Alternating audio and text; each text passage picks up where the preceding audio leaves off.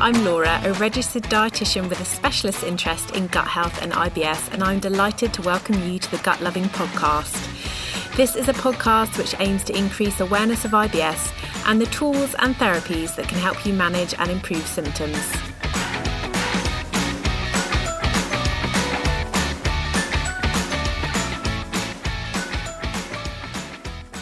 So welcome back, everybody, to the Gut Loving podcast. This is season 4, episode 10, believe it or not. And this is actually going to be the last show of this season. So this is a roundup show today. So I'm here with Huelya. Hi, Huelya. Hello. Hi, how are you? And how is everybody else? I mean, you can't respond, obviously, but, I assume that everybody's doing well, considering the circumstances. And I believe it. It's like season 4, episode 10. I know. Season 4, episode 10. So if you are a returning listener, welcome back. And if you're a new listener, it's great to have you here. You might have guessed, as we said, from it being season 4. If you are a new listener, there's absolutely loads of content that you can flick back on from the previous episodes. And I think one of the things that's been so great about this podcast is it's proving to be pretty timeless at the moment. And what I mean when I say that is that the information that we first put out in season 1 is still relevant now. So if you are a new listener, make sure that you do flick back to those beginning episodes. I will apologise in advance. The sound quality wasn't quite so good back then. And it's improved more in recent years. So Huelya, how are you doing? It's been a while since we've had a chat. How are you coping? What's keeping you sane in this lockdown, this third lockdown? Hopefully the last. Yeah, hopefully the last. I mean, I'm really praying for that. But I think, it's a very strange thing that human beings can almost get used to everything, the good and yes. So I think I resorted into a little bit of a mindset kind of shift where I said, I kind of tried to not to think about the everyday so much anymore, but I was kind of focusing more on it's the only thing that you can do is like go out and go to the supermarket. And, last time we spoke, I think I promised that I will do a little bit more walking around, get myself out there because as people might know that I'm like a little bit of a, I don't do enough sports and I really feel bad about it. But, Laura, you taught me the lesson that, any form of physical movement, you could actually consider that as definitely exercise. So I've been doing that, maybe not as much as I wanted to, but I'm not going to blame myself for it or feel bad about it because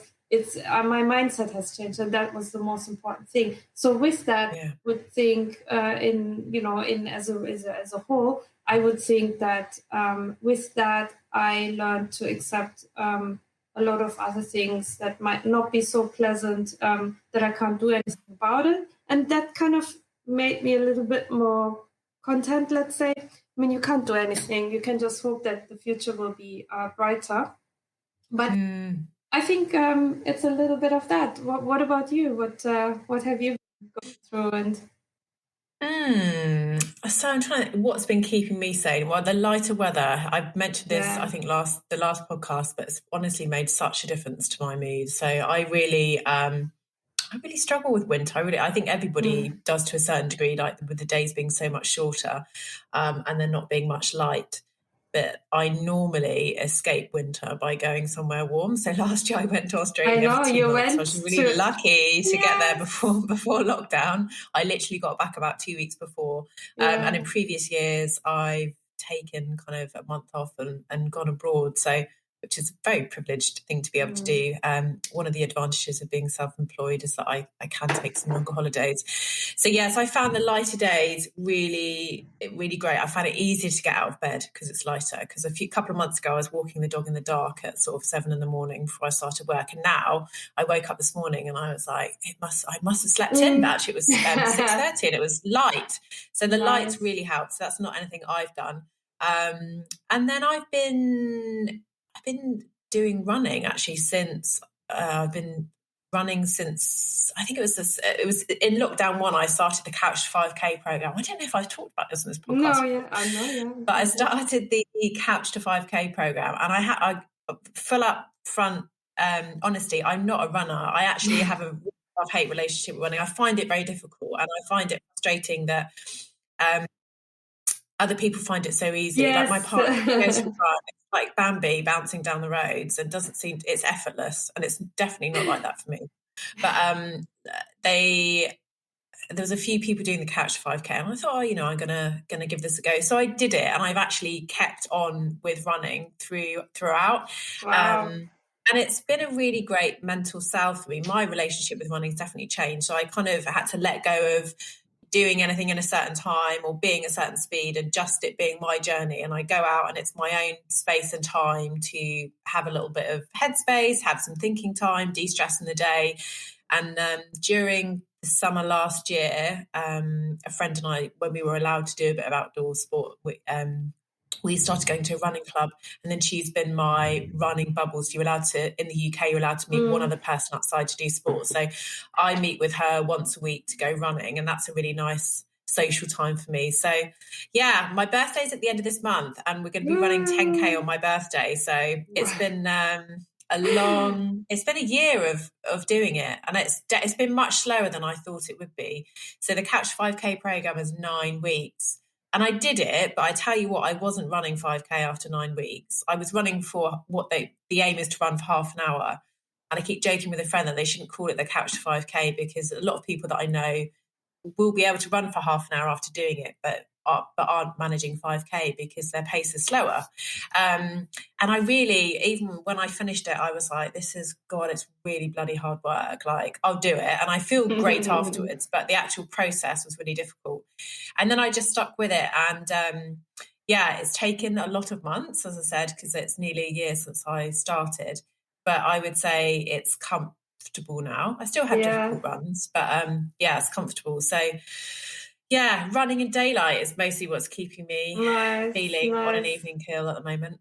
And what you say is really, you can apply it to anything. You are talking about your birthday, and you're saying that you're running 10K. I cannot believe you.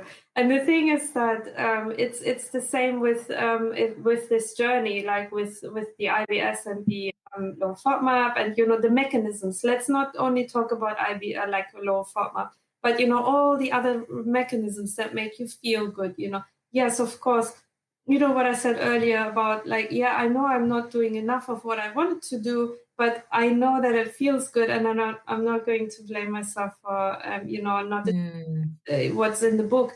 And I think that's pretty much one of the messages that I would like to share with the people who are saying, I tried everything. My IBS is still, killing me. I mean, I don't want to use that word, actually. Let's kind of delete that. But, it's giving me a hard time, and, I want to give up. Just don't give up. It's like Laura's example with the love and hate relationship with running. Look now, and look where I am now. So it's a good metaphor. I mean, I definitely I think people that I've worked with in clinic, what I can say about learning to manage IBS, as not someone who has IBS, but someone that works with people with IBS, is it's definitely a journey. And that's kind of actually a lovely segue into what we wanted to talk about today. So today's show, we were reflecting on how to end the season, and the conclusion that we came to is that it would be a really good time to just reflect on the podcast overall, because it has been 4 seasons, and believe it or not, it's been 3.5 years since we started. I looked it up. So we launched the podcast in September 2017. So we have had some kind of in between series. We have had some long breaks, which is why it's turned out like that. But we started 3.5 years ago, and for those of you who are new or maybe have kind of joined mid-season and haven't sort of listened to the earlier shows. So the aim really was to just open up the conversation about IBS from both I say patient, but for Huelya, for somebody with IBS, and for me as a dietitian, for somebody working with people with IBS. And Huelya and I, Huelya still lives in London, but I used to live in London as well. And we had conversations between ourselves about IBS. And we thought, well, maybe other people would like to listen to these conversations. And I had come across a lot of misinformation in my work. So people being told to give up gluten or dairy or just take loads of supplements, which wasn't doing them any help. And I knew that not everybody could have access to a dietitian or might be able to see a dietitian. And so we thought that we would take conversations about IBS and diet and, as it's evolved, other kind of lifestyle changes online or into a podcast, and really try and help people and give them some tools on how to manage their symptoms. And I think we've done that. I hope we have. We do have had lots of really kind and generous emails and reviews about how much the podcast has helped. And I had a look yesterday. So we've had 280,000 downloads of the show, which I think is pretty good for a niche podcast. That is very, very good. I actually looked up the metrics of what a successful podcast is. And I think we're in the top 10. Can you believe? Very nice. Yes. I think it was, I think per the episodes that you get per month, I think if you sort of hit at least 3 to 4,000, then that's pretty good. So we've always managed, we've managed to do that for quite a while now, which has been great.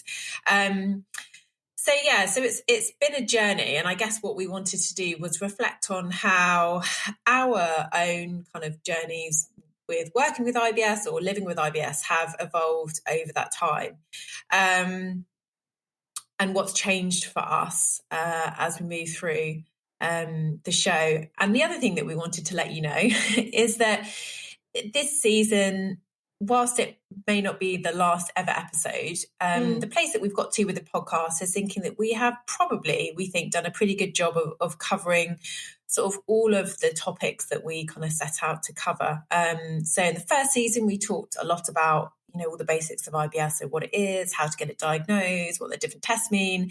And then in the second and half of the third season, we talked a lot about diet. So we did all the basics, and then we covered lots and lots and lots of stuff about the FODMAP diet in Q&As and how to get started with that and the different stages, so reintroduction and personalisation. And then in the last kind of series and a half, we've focused much more on other things, other ways of managing IBS. So we've talked about exercise. We focused really heavily on the gut-brain axis in the last series, so talking about hypnotherapy and cognitive behavioural therapy and other sort of mind-body tools, yoga that can help with IBS as well. And I guess the place we were getting to is thinking, well, what else should we talk about now? Exactly. And it's kind of got to the point where we actually think we've covered most of the topics around IBS. So this isn't to say that we're not going to have any more episodes, but what we decided was moving forwards from here, if there's any new advice or new research, if there's a new therapy which comes out, if I ever manage to find someone who can... I've been looking to find someone to come and talk about the menstrual cycle and IBS a bit more. So when I find experts that I've been looking for to come and talk about specific topics, we'll be doing some special episodes, I guess we can call them. But just to let you know that after this season, we'll probably be winding down for a bit. The podcast will stay where it is. We're going to continue to host it on the platforms that we do. So it won't be going anywhere. It'll still be there for you to listen to, at least as far as we know for the time being. But we may not launch kind of an official new series. It might just be that we do some special episodes as anything changes. Okay. Yeah, exactly. So today.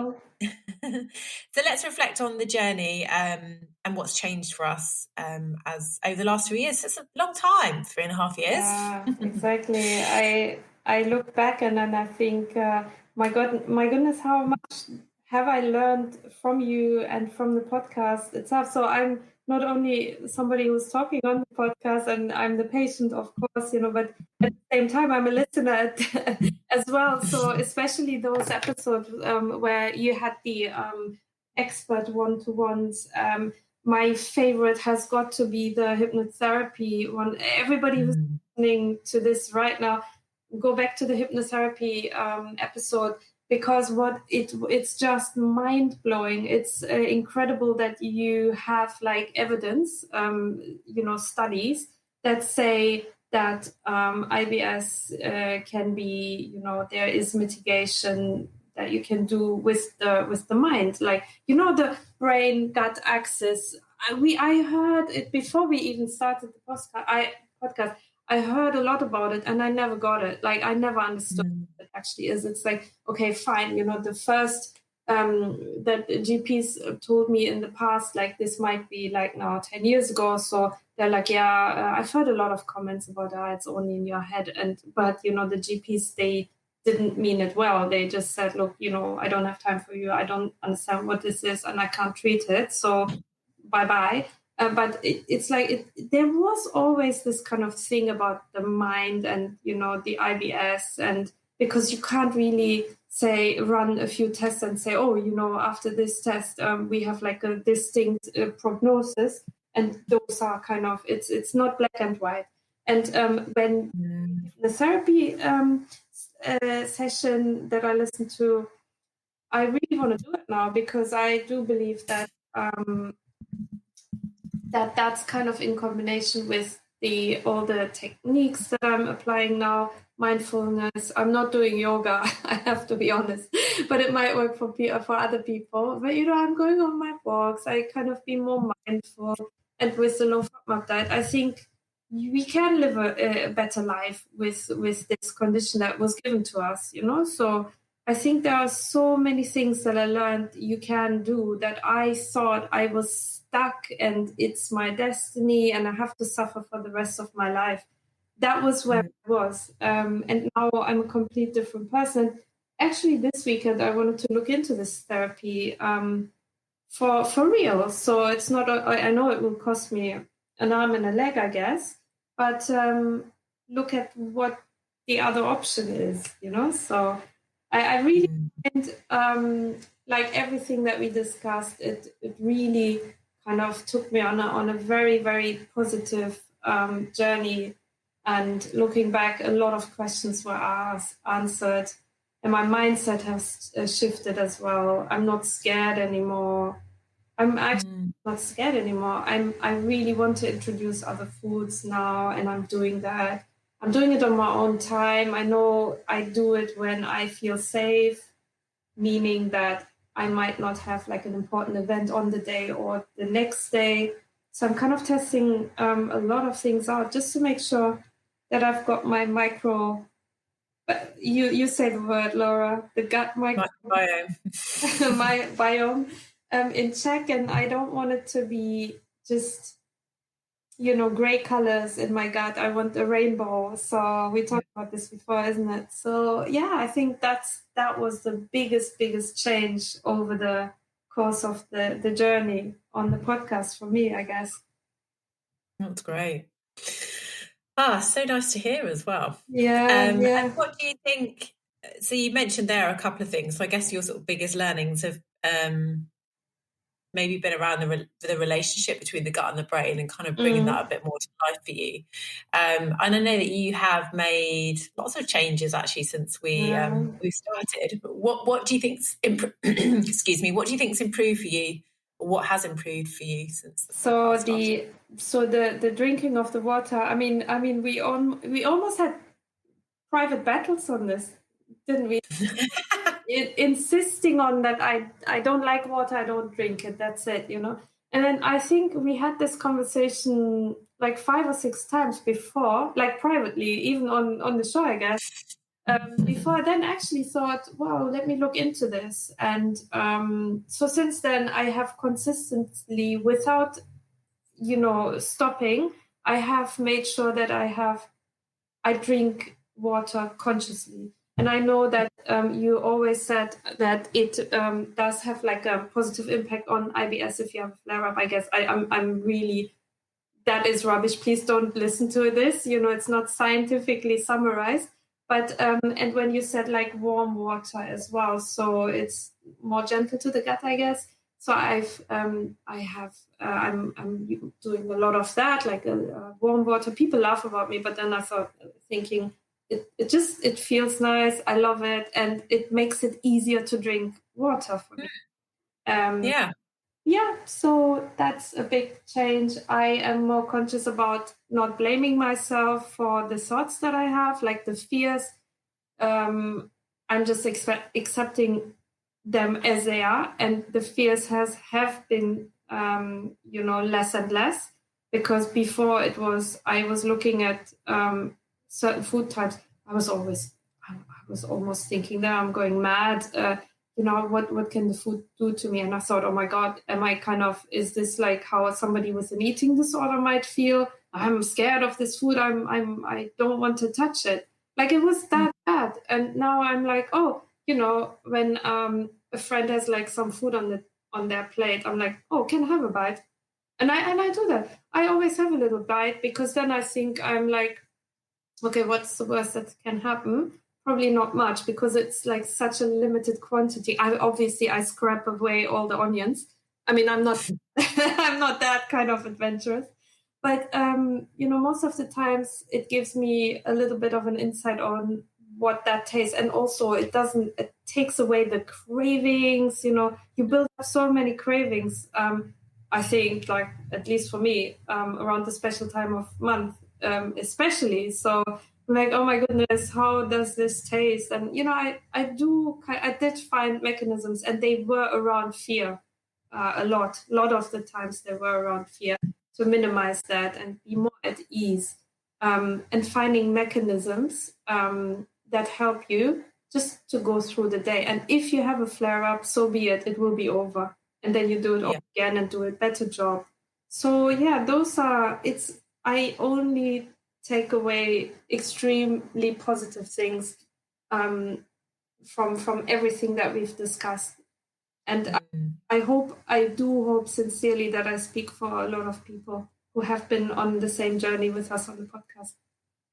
Yeah. It's always lovely to get emails and hear how things have changed.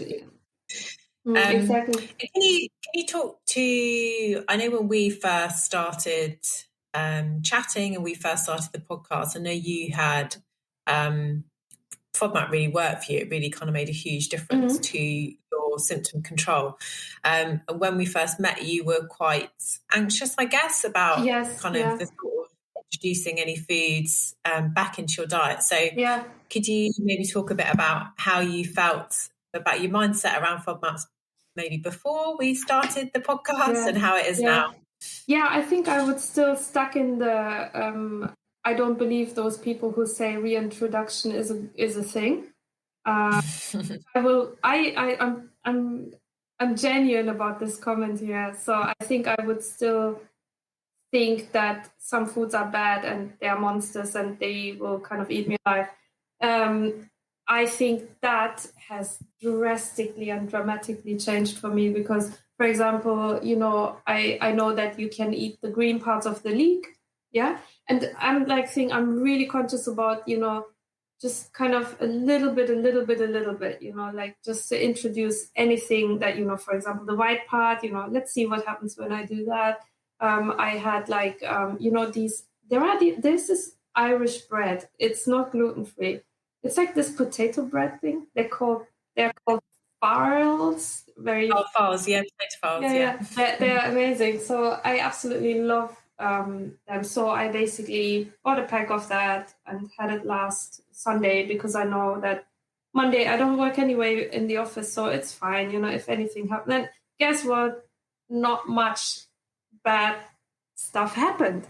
So I wouldn't have thought that I would be more experimental, because the main concern that I now have is not the fear. It's the main concern is, do I have enough different nutritions in my body, in my system? So I'm like, I buy certain fruits. I just try to eat, all colors almost, if that's kind of a simple way of saying it. Like I am not vegetarian and I'm not vegan. So I do eat not so much red meat. I mean, there is, but I do eat fish and chicken and turkey, and I'm trying to kind of eat a a little bit of those vegetables as well that are not supposed to be that great for IBS, but just in moderate quantities. And if imagine you buy a broccoli head, that's a lot, and we are not supposed to eat the whole broccoli head or large portions. So what you can do is just freeze it, if you have enough space in your fridge, and then you can bring it out and add it to your dishes, like just a variety of things. I wouldn't have done that before, I have to say. I wouldn't have. It was fear-based, yeah. That's so good. And also, by the way, just one comment on that. I know to a lot of people who have IBS, they equally, like back then in the day when I had the conversations, they were equally saying, I don't know how this reintroduction thing works. Like total non-believers in that, yeah? Yeah. You have to be low FODMAP all your life, and that's not the kind of purpose of the diet, Yeah. It's a short-term intervention to work out which foods are symptom triggers for you, and the long-term goal of the diet is to be able to reintroduce as much as possible back into your diet. Possible. So it's minimally restrictive. And we've talked a lot about why dietary diversity is so important. So lots of having different foods in your diet. And I think, really good point that you've made, even with foods that maybe, in large quantities can be symptom triggers. So let's take beans and pulses as an example, because they tend to be quite, they're quite gas-forming foods. Even people without IBS, they eat lots of beans and pulses, will probably find themselves fasting a bit more than normal and being a bit more gassy. And those effects are amplified in IBS because people tend to have these hypersensitive nerve endings in their gut. So they not only would feel more gassy, but they may get pain, and very sort of uncomfortable pain and bloating. But just to, doesn't mean you have to have a lot of these things. You could just have, I was going to say a salad, but it's quite cold right now, so I'm probably not going to be eating salads, but a soup, for example, or a stew, or some meal, and you could just put a tablespoon of chickpeas or a tablespoon of lentils into that meal. And it's really great because you're adding some different fibers to your diet. So that's a really good source of nutrients for your gut microbes, more diversity. So different plants have different different foods, and different plants have different nutrients in them. So you're going to be getting some different nutrients as well. So really important that we don't just think, if that food's, not great because it gives me symptoms. We maybe think about what portion size we might be able to tolerate that food in as well. And that's a really positive change that you've made. So that's great. And also, just on that point, to round it all up, is I only understood it after a long, long time what it was meant to be, like, the reintroduction. Because I remember when you said in one of the episodes, low FODMAP is very complicated. You might think it doesn't work for you, but you have to be kind of really diligent in the process. So you might react to something that other people don't react to, and you might be able to tolerate other things that are deemed to be on the low FODMAP list. So be smart about it. Like, for example, if I can eat gluten and the low FODMAP diet says, try to avoid it, then I might be a person who's like, oh my God, I can't eat it. But the whole point of the reintroduction, I only understood it later because you always said, oh, it's very individual. So that's the individuality that comes in. So you just test a few things in your own safety, in your own, if you want to obviously discuss that with your dietitian, you can even do that. And then, test your own limits in a positive way. Yeah, and I think that's why, we go on so much about having a supportive dietitian, because I've seen many times people attempt to do the diet by themselves, quite often also because they've been told by their doctor to get on and look it up. So I'm not saying that it is, sometimes it's done because people have been told to do it and they think that that's the right thing to do. But it is a really confusing diet. I mean, I've been through 2 lots of training now with both Monash University and King's College to be able to teach the diet. And I've been practicing teaching the diet for a long time now. And there's still things that I learn, and it took me a long time to get my head around it. And it's only through repeated kind of practicing and teaching that it's become very familiar to me. And I think my experience of people having tried to do it by themselves, they get very confused. They often end up over-restricting their diet. They quite often don't realise that they need to do reintroductions or how to do reintroductions. And the problem with that is, so 2-3 months later, you might have been trying to do this diet, not really doing it right, but also, so you're in a place where there's no clarity really. You're just sort of doing this thing and you're not really sure how to get out of it. And the whole process really should be, it's probably, if you do the FODMAP diet with the help of a dietitian, being totally upfront, it's probably going to take you about 3 months start to finish. Something like that. I do believe that as well. And I always say, don't try it on your own. That's no. But and it's a committed process. And I think sometimes the problem is someone might come to me and say, well, I tried to do it by myself, but, I couldn't really do it. And then I just kind of dropped off it. And the thing is, in order for us to get clear results, we need to do it properly. So then sometimes that person may have to start the diet again from scratch if that's what they want to do. And it's also really important to realise that it is a process that can take 3 months. So it isn't just elimination. The reintroductions can take 6 to 10 weeks. And so you really need to be prepared that this is going to take a chunk of time. And that might mean for some people, it's just not the right time to do it. I spoke to a lady recently. She's a really busy mum, got 2 really young children. Like, there's no way that this is the right time for her to try this diet because it's just, but we do have simplified versions of the diets and there are other strategies that we can try. So this is why it's always really important to assess an individual and meet them where they're at and know what their current situation is. And a dietitian can chat with you all about that stuff and decide whether actually it is the right thing for you to try or whether there might be other strategies which will be better suited to you at that time in your life. Yeah, totally agree. That's so well said. Yeah. And Laura, what was yours? So you asked me. So what was your journey over the 3.5 years? So I guess when I started the podcast, I was still working at UCLH Hospital. I'm pretty sure I was still working in the hospital. No, maybe I wasn't. Maybe I'd finished. I think you did. Yeah. I was maybe. Yeah. So at the point I became interested in IBS while I was working in gastroenterology at a hospital, and then I got given a clinic for patients with IBS. I'll be honest, my IBS knowledge was not great at this point. I knew a bit, but I didn't know that much. And I suddenly had all these people coming into my clinic who had really chronic symptoms and had basically been told, off you go, you've got IBS, go and see the dietitian. And I actually felt, this was early on in my career, I felt quite ill-equipped to help these patients. So I wanted to learn more and be able to help them. But I also realised that a lot of information that they'd been given, as I said, take these supplements, cut out gluten, just wasn't helpful. And so I was like, okay, I need to get my head around this so I can help people and I can also make sure they have access to the right information. And probably we started this podcast after I'd done my first FODMAP training and had experience. Yes, I remember, of course, Once I had my FODMAP training, I felt like, wow, this is something that can really help people. And that is true. And I kind of had like quite a golden halo around it for a while for me. And I do still see it as a very effective therapy. But if I think about how my practice has changed over the last 3.5 years, I would say that the way I approach IBS is much more holistic than I ever would have done before.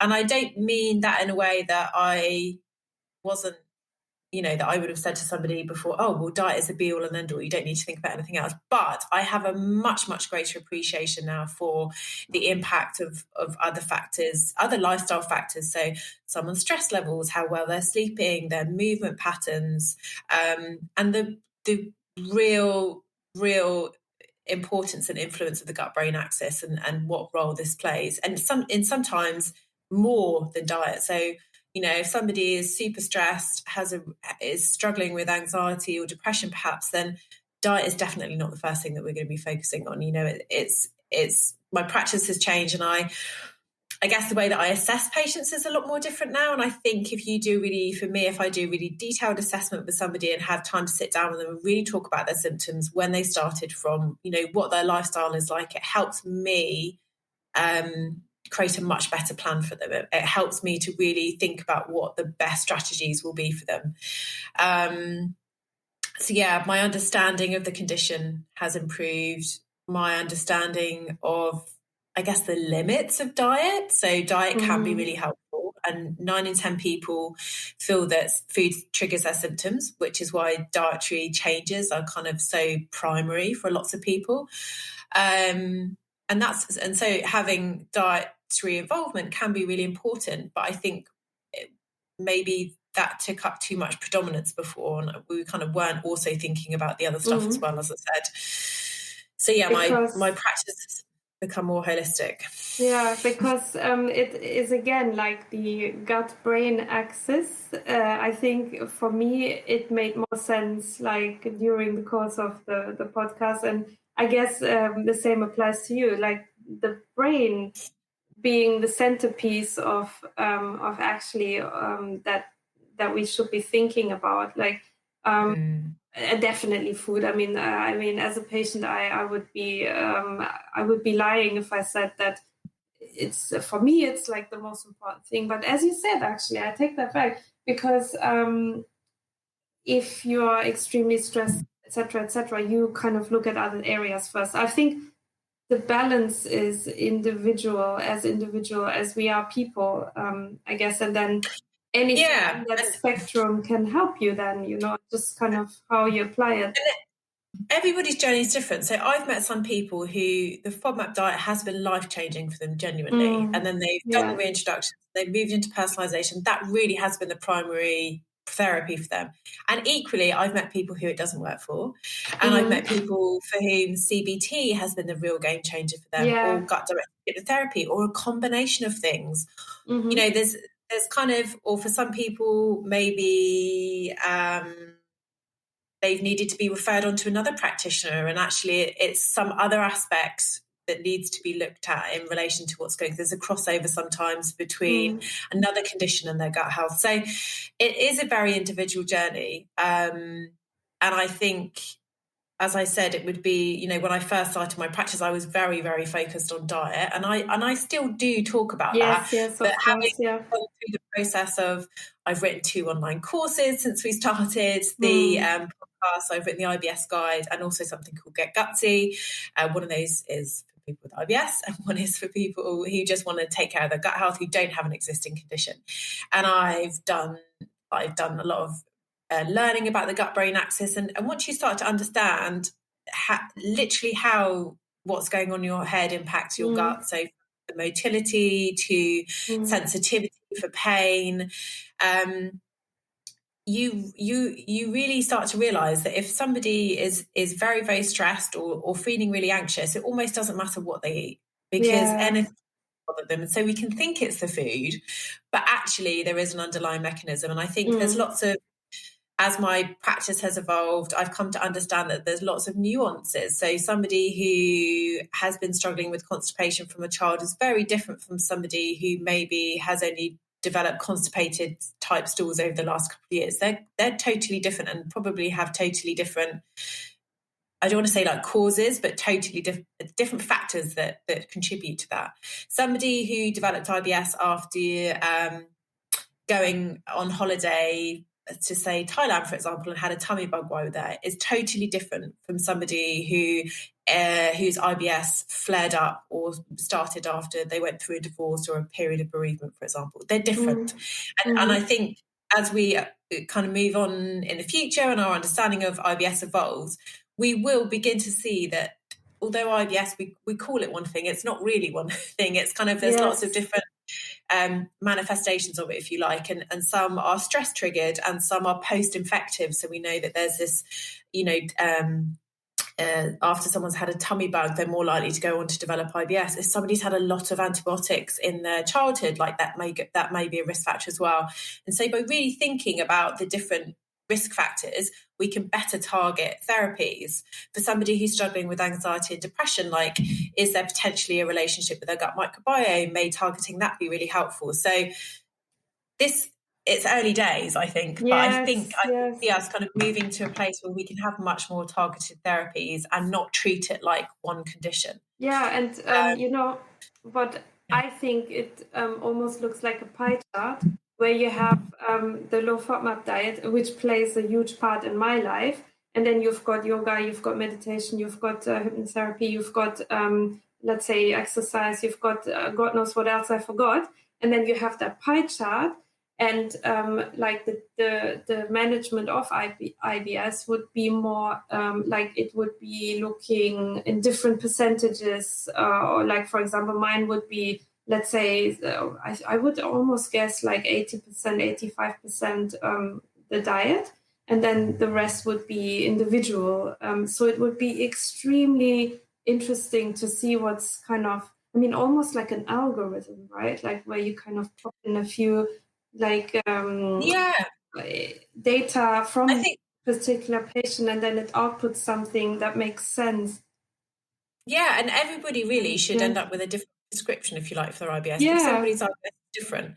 And I think, and even with the FODMAP diet, as I said, like if I think about my understanding of it has improved because I've done more study around it. But if in terms of how I kind of think of it as a therapy tool, I mean, before I was like, this is, again, because I saw how life-changing it was for some people, I was like, this is brilliant, and then as my practice has evolved, I really understand that it is just one tool in a toolbox, and it is definitely not right for everybody. I mean, it's definitely not right for everybody. And it's also not the first thing that we should be considering for people. So there's lots of other strategies we can try first, which don't involve dietary restriction or involve much more simple adjustments, shall I say. As I said, it's not suitable for, we need to think about somebody's lifestyle, what access they have to food and what cooking skills they have.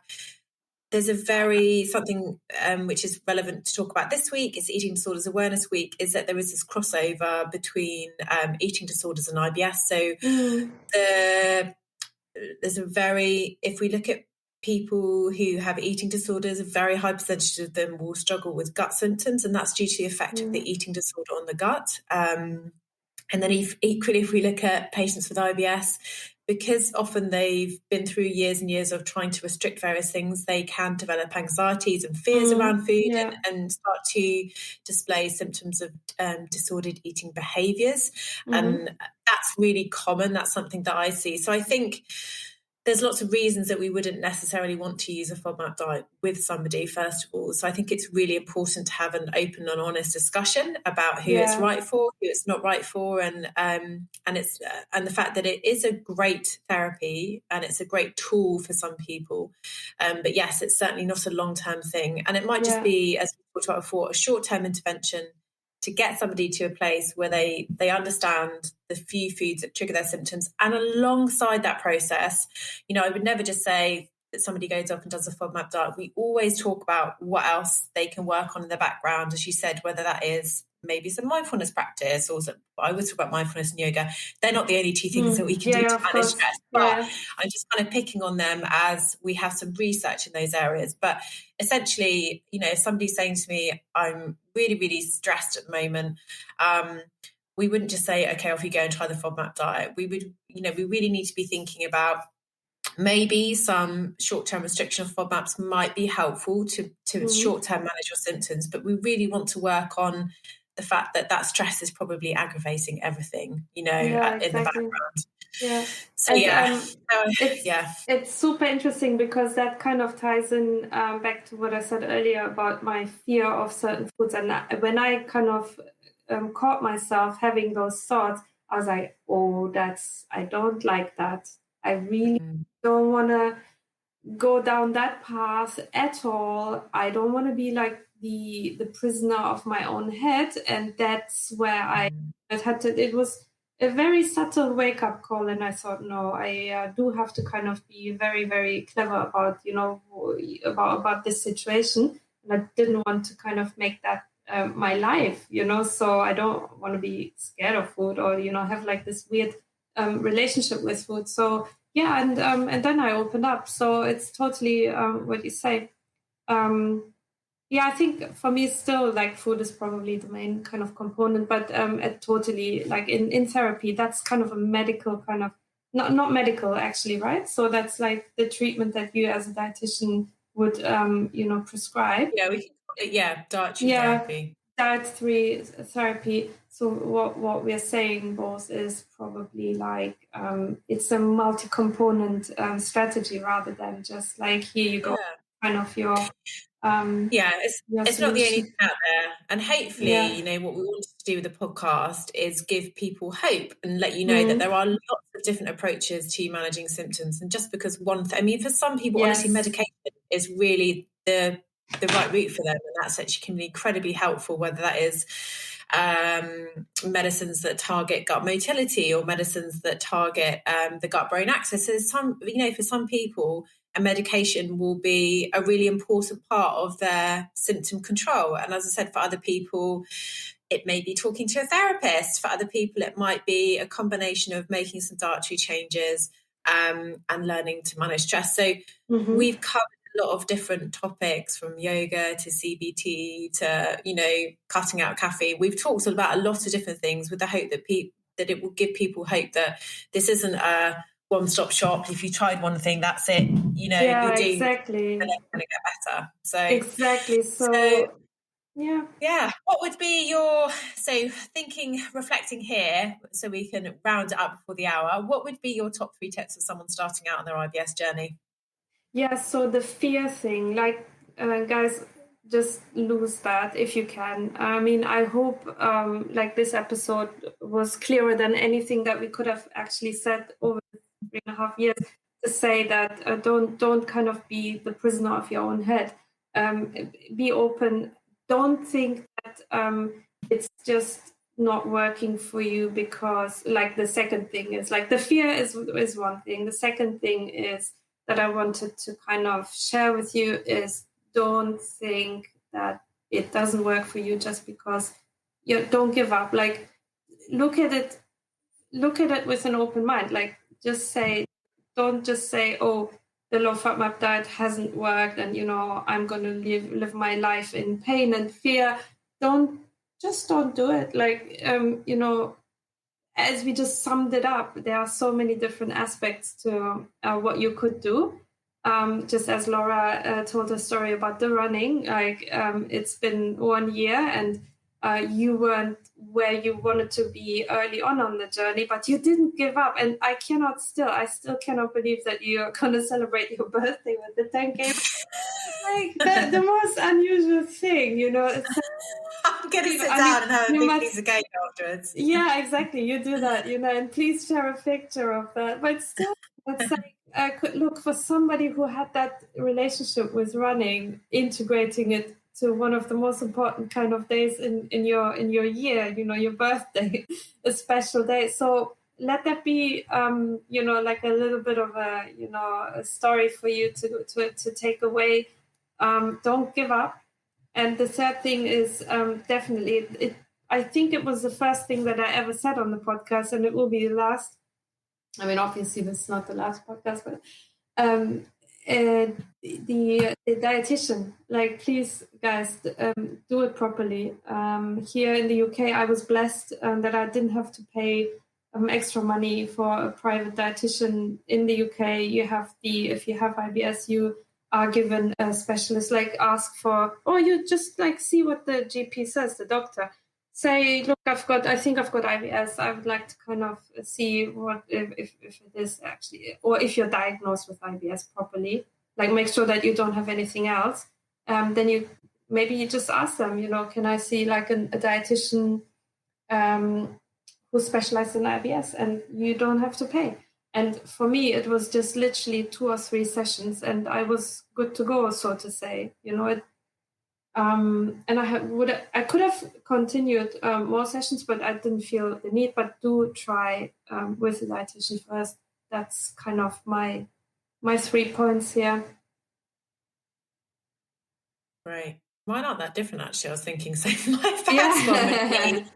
my first one would be get it diagnosed. So I'm hoping that most people who stumbled across the podcast will have had their diagnosis, but also doctors aren't always great at giving you a positive diagnosis. And when I say that, I mean saying to you, yes, you have IBS, not it's probably a bit of IBS. No, like that's not a helpful statement. Like you really need to, a clear and positive diagnosis is really important.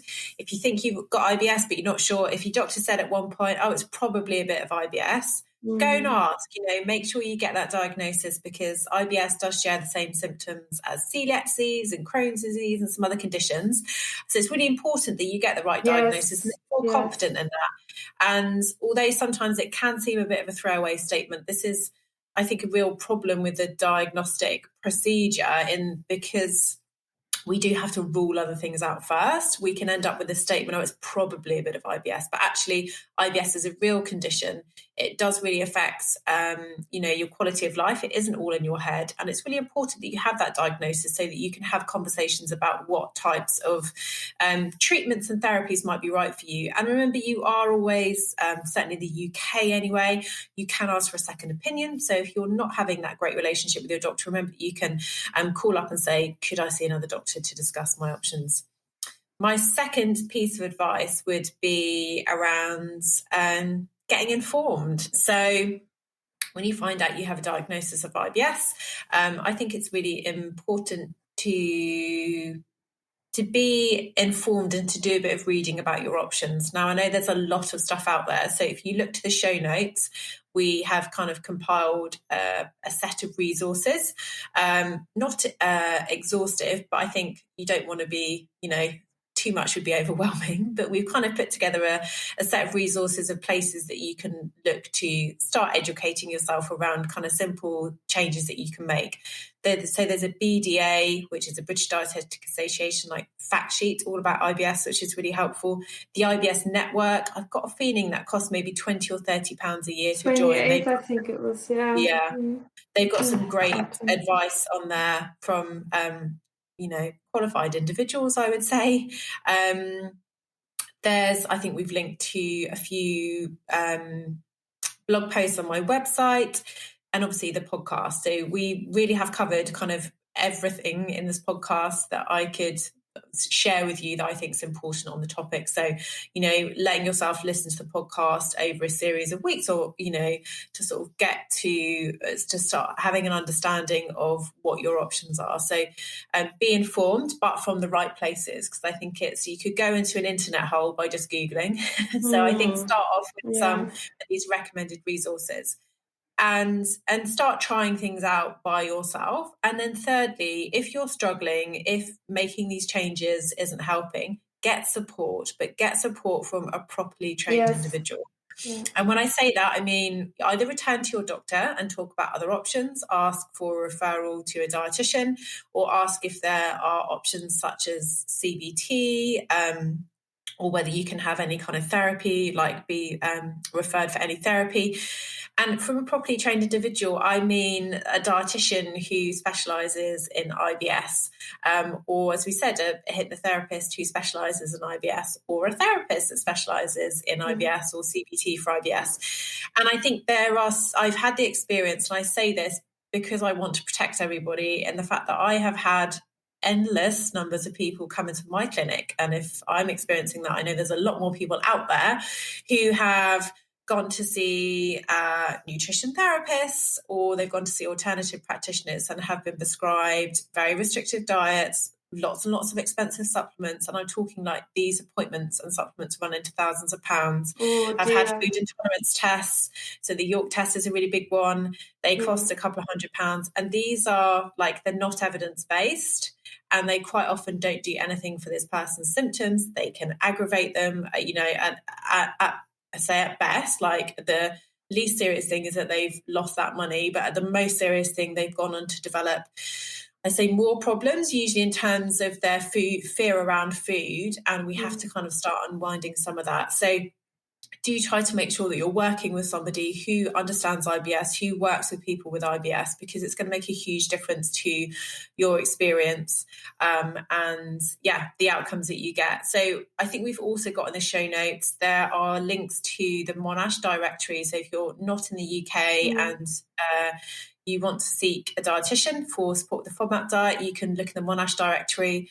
And if you are in the UK, there's a freelance dietitian's website. You can search for somebody, you can search the words IBS or FODMAP and see if you can get in touch with somebody. I think the great thing, I don't want to say the great thing about the pandemic, we obviously don't want to have a pandemic. Of course. What I mean is, with everybody working from home, people are offering appointments virtually. Sometimes they're more affordable, but it does mean that you don't have to leave your home. You know, you could go, whereas maybe before, if there wasn't a dietitian in your area, you can now access one online. So that process, I think, is really opening up like therapy. Lots of therapists are offering appointments online as well. And actually that kind of therapeutic relationship seems to work really well. So getting online therapy, I think, is a really great option that maybe we hadn't explored so much before, and it's actually turning out to be a really positive thing. There's one thing more I wanted to say and I've forgotten what it was, but yeah, all of those resources are in the show notes, so do check them out.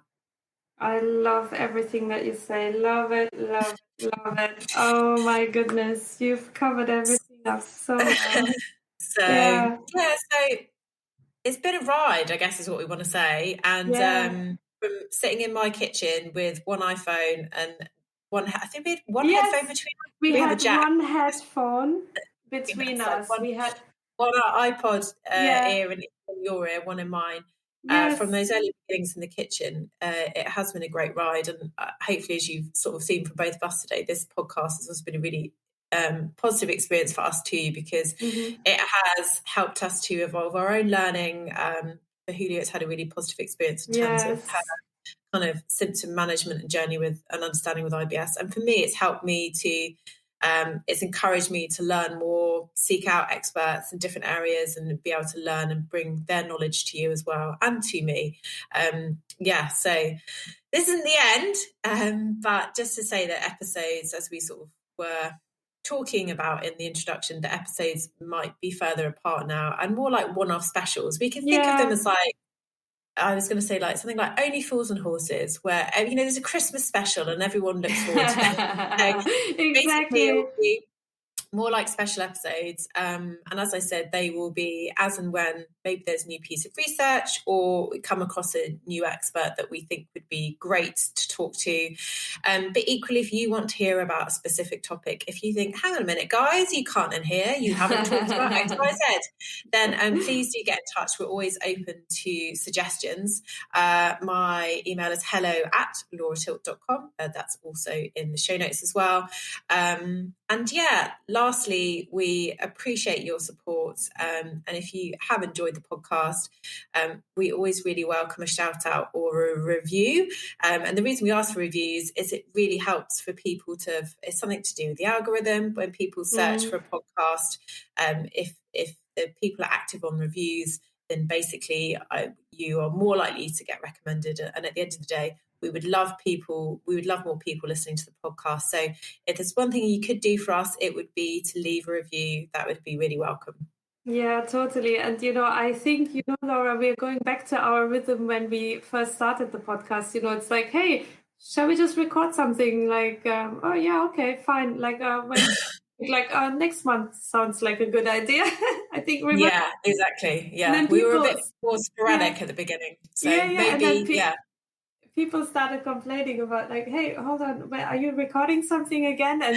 And then we kind of got into the rhythm, and now it's more like, so we'll go back to our business as usual. Actually, like take a chill, like see what your requests are. If there is something, as you say, groundbreaking.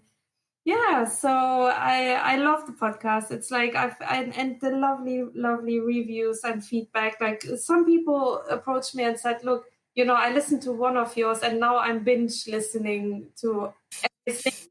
I had that so many times. It's really it just puts a smile on my face. Like it's just the most beautiful thing, and exactly what I wanted to with this podcast. That was exactly what I wanted to achieve. That people actually take away useful and solid knowledge from it, and just avoid looking at not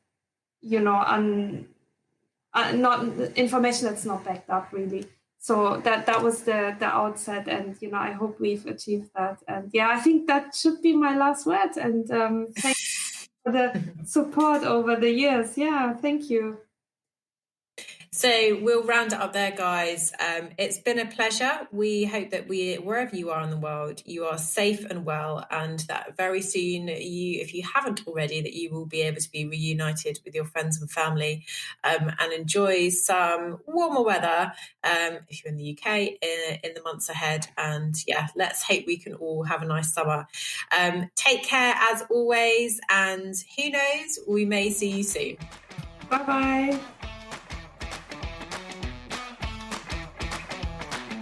So that brings us to the end of today's episode. I really hope you enjoyed it and took something useful from our conversation. If you did enjoy it and are enjoying the series, we would absolutely love if you could give us a review. It really helps other listeners to find us and encourages us to keep going with the show. And if you are really enjoying the episodes and series, why not hit subscribe so that new episodes land in your podcast inbox without you needing to remember to check in. So thanks again for joining us, and we look forward to you tuning in again next time. Take care.